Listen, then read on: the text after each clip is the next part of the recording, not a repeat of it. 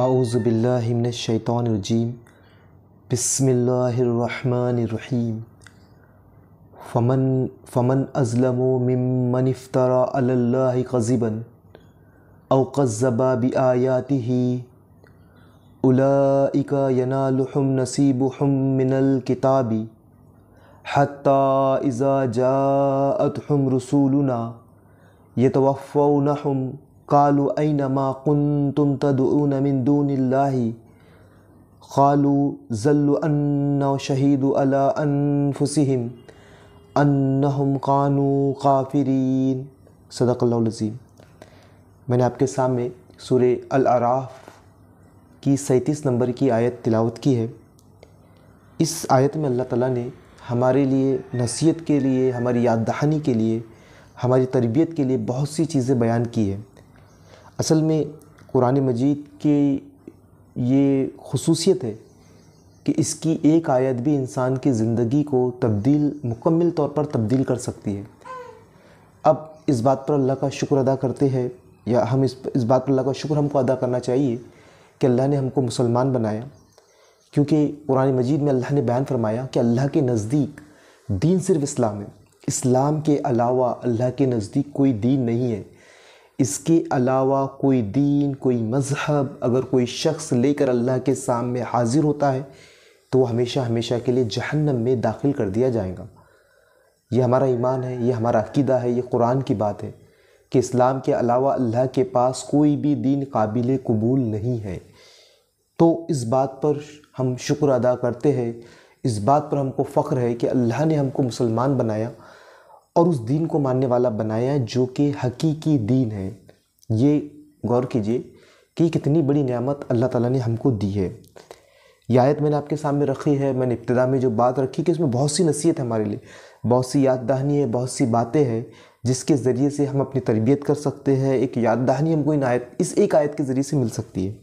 اس کا ترجمہ اس طرح سے، آخر اس سے بڑا ظالم کون ہوگا جو بالکل جھوٹی باتیں گھڑ کر اللہ کی طرف منسوب کرے یا اللہ کی سچی آیت کو جھٹلائے۔ ایسے لوگ اپنے نوشتے تقدیر کے مطابق اپنا حصہ پاتے رہیں گے یہاں تک کہ وہ گھڑی آ جائیں گی جب ہمارے بھیجے ہوئے فرشتے ان کی روحیں قبض کرنے کے لیے پہنچیں گی۔ اس وقت وہ ان سے پوچھیں گے کہ بتاؤ اب کہاں ہے تمہارے معبود جن کو تم خدا کے بجائے پکارتے تھے؟ وہ کہیں گے سب ہم سے گم ہو گئے، اور وہ خود اپنے خلاف گواہی دیں گے کہ ہم واقعی منکر حق ہے۔ اب دیکھیے اس آیت کا ترجمہ میں نے آپ کے سامنے رکھا۔ اب اس آیت میں ہم کو بہت ساری چیزیں ملتی ہے۔ سب سے پہلی بات کہ سب سے بڑا ظالم کون ہے، تو اللہ نے یہاں پر بات بیان فرما دی کہ سب سے بڑا ظالم، سب سے بڑا گنہگار، سب سے بڑا مجرم کون ہے۔ تو اس سب سے بڑے ظالم اور اس سب سے بڑے مجرم کی جو دو صفات کا تذکرہ اللہ نے کیا ہے، تو سب سے پہلی خصوصیت اس کی یہ ہے کہ اللہ کی آیتوں کو جھٹلانے والا ہے۔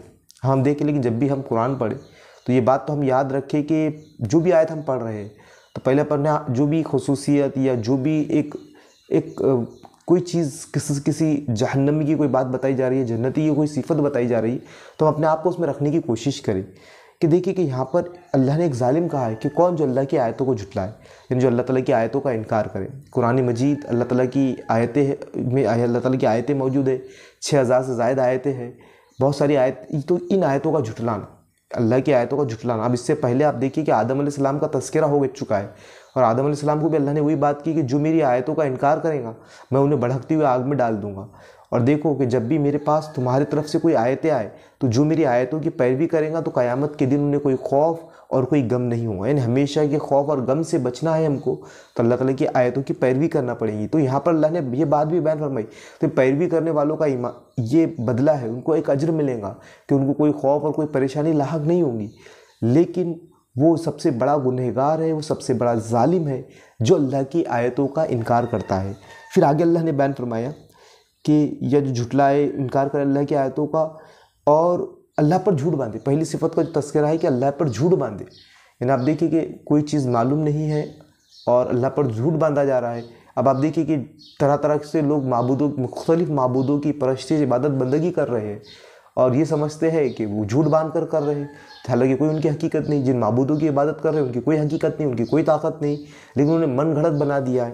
کچھ لوگوں نے الگ الگ تعویلیں پیش کر دی اور اللہ پر جھوٹ باندھا جا رہا ہے کہ اللہ کے یہ فلاں ہے جو ہماری ایسی کر دیں گے، ہماری مدد کر دیں گے، ہم کو بچا دیں گے. تو طرح طرح کے جھوٹ باندھے گئے ہیں اللہ تعالیٰ پر. تو یہاں پر یہ بات سمجھ میں آتی کہ جھوٹ باندھنا، اللہ تعالیٰ پر جھوٹ باندھنا. ایک چیز اس میں یہ بھی کہ جو باتیں اللہ نے بیان نہیں کی اپنی طرف سے ان باتوں کو بیان کرنا، یہ بھی اللہ تعالیٰ پر جھوٹ باندھنا ہے. دوسری چیز اللہ کی آیتوں کا انکار کرنا ہے، جو میں نے اس سے پہلے رکھ دی ہے. تو ان کے بارے میں اللہ نے بیان فرمایا، یعنی جو اللہ کی آیتوں کو جھٹلائے گا، جو اللہ پر جھوٹ باندھے گا، تو ان کے متعلق اللہ نے بیان کیا کہ ان کی جو زندگی اللہ تعالیٰ نے دنیا میں لکھی ہے اور جو ان کو رزق اللہ نے لکھا ہے، ان کا کھانا پینا لکھا ہے، تو ان کو مل جائے گا. ہم دیکھیں کہ مشرکین بتوں کی عبادت کرتے ہیں، وہ جو حقیقی خدا ہے ہی نہیں، اپنے دلوں اپنے ہاتھوں سے بنائے ہوئے خداؤں کی پرستش کرتے ہیں، لیکن جناب وہ خوشحال ہیں. تو اللہ نے ان کی تقدیر کو لکھ دیا ہے، اور ان کی تقدیر میں جتنا رزق ہے، جتنی خوشیاں ہے، جو چیزیں اللہ نے ان کے لیے اس دنیا میں لکھی ہے، وہ تمام چیزیں ان کو ملیں گی. لیکن آپ دیکھیے کہ جو زندگی ہماری شروع ہو رہی ہے وہ مرنے کے بعد. تو مرنے کے بعد کا ایک تذکرہ اللہ نے کیا کہ یہ لوگ تو اپنے حصے کا اس دنیا میں پا لیں گے. جو نعمت اللہ نے، جو خوشیاں، جو رزق ان کی تقدیر میں، مقدر میں لکھا ہے، وہ ان کو مل جائے گا. لیکن جب ان کی موت آئیں گی اور جب روح قبض کرنے والے فرشتے جب ان کے پاس آئیں گے، تو فرشتے ان سے سوال کریں گے کہ بتاؤ تمہارے معبود کہاں ہیں جن کی تم عبادت کر رہے تھے. تو اب وہ دیکھیں گے کہ وہ تو زندگی بھر کسی پتھر کی، کسی مٹی کی، اپنے ہاتھ سے بنائے ہوئے معبود کی، اپنے دل سے بنائے ہوئے خدا کی وہ بندگی کرتے رہے ہیں، اللہ کے علاوہ جو دوسروں کو پکارنے والے ہیں. تو وہ کہیں گے وہ تو ہم سے گم ہو گئے، ہم نہیں جانتے کہ وہ کہاں ہیں. تو کہاں ہے تم جو اللہ کے علاوہ جن کو تم پکارتے تھے؟ وہ کہیں گے کہ وہ گم ہو گئے ہم سے، اور وہ اپنے جانوں کے خلاف گواہی دے دیں گے کہ وہ انکار کرنے والے تھے. وہ اپنی جانوں کے خلاف گواہی دے دیں گے کہ یقیناً ہم انکار کرنے والے تھے. تو یہاں پر اس آیت کی روشنی میں ہم کو جو بات سمجھ میں آتی ہے کہ بڑا ظالم وہ ہے جو اللہ پر جھوٹ باندھے. دوسرا یہ کہ اللہ کی آیتوں کو جھٹلائے. اور وہ لوگ جو اللہ کے علاوہ دوسروں کی عبادت، بندگی، پرستش، بھکتی کر رہے ہیں، تو جب وہ مریں گے تو فرشتے پوچھیں گے جب ان سے کہ بتاؤ کہاں ہے، تو وہ کہیں گے تو گم ہو گئے. جان لیں گے، حقیقت جان لیں گے کہ جن کی ہم عبادت کرتے تھے، جن کے لیے ہم نے اپنی زندگی وقف کی، جن کے لیے ہم نے قربانیاں دی، وہ تو کچھ بھی نہیں تھے. وہ تو کوئی تھا ہی نہیں جس کے لیے ہم نے اتنی زیادہ قربانیاں دی، ہم نے اتنی محنت کی، جن کی اتنی عبادت کی. حقیقی رب تو کوئی اور تھا. تو یعنی وہ انکار کر لیں گے کہ ہاں ہم انکار کرنے والے تھے، ہم جو حقیقی رب ہے ہم اس کو ماننے والے نہیں تھے، ہم اس کی پرستش کرنے والے نہیں تھے، ہم اس کی عبادت کرنے والے نہیں، ہم نے تو جھوٹے خداؤں کی بندگی کی، جھوٹے خداؤں کی پرستش کی. تو پھر معاملہ یہ ہوگا کہ ان کا جو ٹھکانہ ہوگا وہ آگ ہوگا. اب پچھتا کر کچھ فائدہ نہیں. تو عزیز سامعین کرام، اللہ نے ہم کو یہ زندگی دی ہے کہ ہم اس کی آیتوں کی طرف پلٹ آئے. اگر ہم اللہ کے علاوہ دوسروں کی بندگی کر رہے ہیں تو اس رب کی طرف آئیے کہ جو حقیقی مالک ہے، جو حقیقی خدا ہے، جو کہ اس کائنات کو بنانے والا ہے. اور جو اللہ کے علاوہ دوسروں کی بندگی کریں گے تو ان کا انجام دردناک ہے. گو کہ اس دنیا میں وہ بھرپور فائدہ اٹھا لیں گے، لیکن ہمیشہ کا عذاب ان کا انتظار کر رہا ہے. میں اللہ تعالیٰ سے دعا کرتا ہوں کہ اللہ تعالیٰ ہمیں کہنے سننے زیادہ عمل کی توفیق عطا فرمائے.